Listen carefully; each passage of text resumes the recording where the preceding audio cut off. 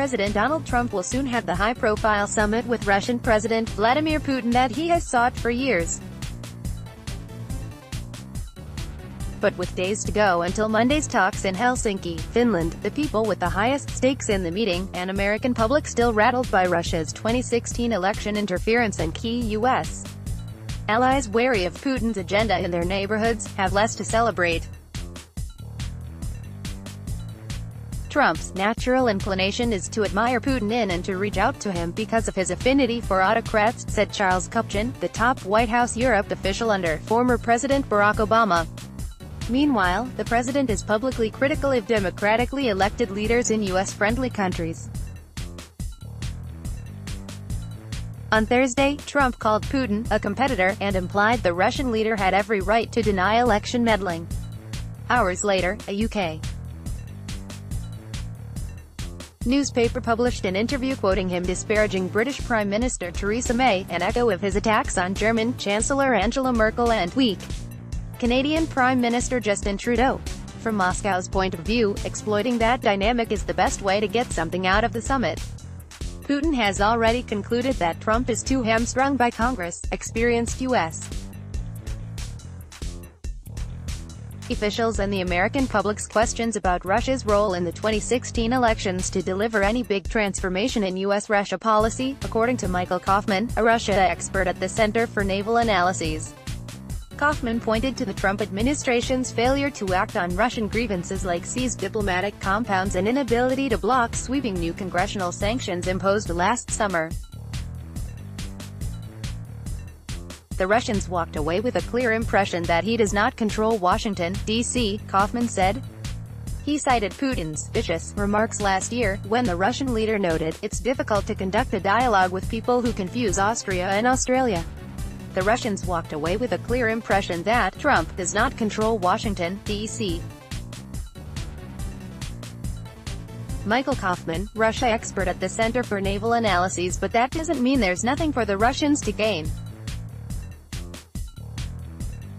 The Russian vision for Monday's meeting, which includes a one-on-one session with no aides present and no formal record of the conversation, features Putin as big burly truth-teller and Trump as overawed listener dissatisfied with the U.S.-dominated global status quo.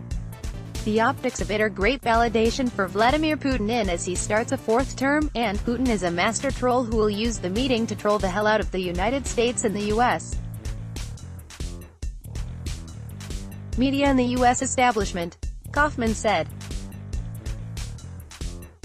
Putin is also likely to exploit Trump's decades-old sympathy for the Russian worldview, one that's skeptical of traditional American allies and the men and women working for the U.S. government. And he'll aim to capitalize on Trump's conviction that America's fraught relationship with Russia is the fault of past U.S. leaders rather than Putin's own belligerent actions. All the courting and cajoling could result in instant gratification, like Trump saying something directly undermining the U.S.-constructed world order, for instance, on the Russian invasion of Ukraine or the NATO security alliance, that would send American officials into a tizzy.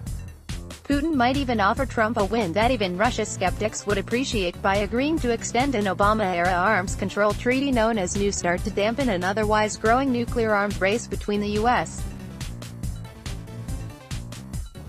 and Russia.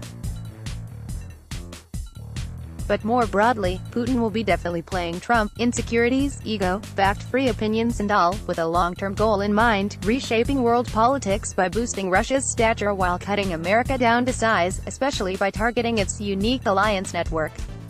Through trade fights and other disputes with allies, Trump is taking off the values element of U.S. foreign policy, the idea of a shared outlook or ideology. He's acting like just another power, Kaufman said, slowly encouraging splits between the U.S.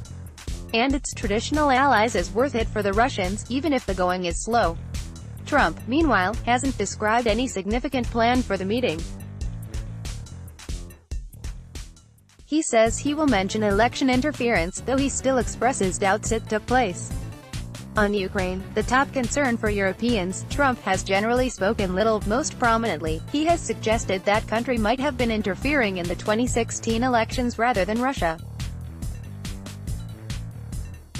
And it seems unlikely the president will resist Putin's narrative on the one issue. Trump aides have repeatedly said he will prioritize Syria, where Russia is shoring up dictator Bashar Assad. Hawks in the Trump administration and top U.S.